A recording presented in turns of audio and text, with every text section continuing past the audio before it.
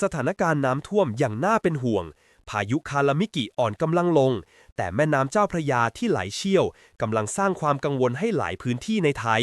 รวมถึงกรุงเทพและอีก65จังหวัด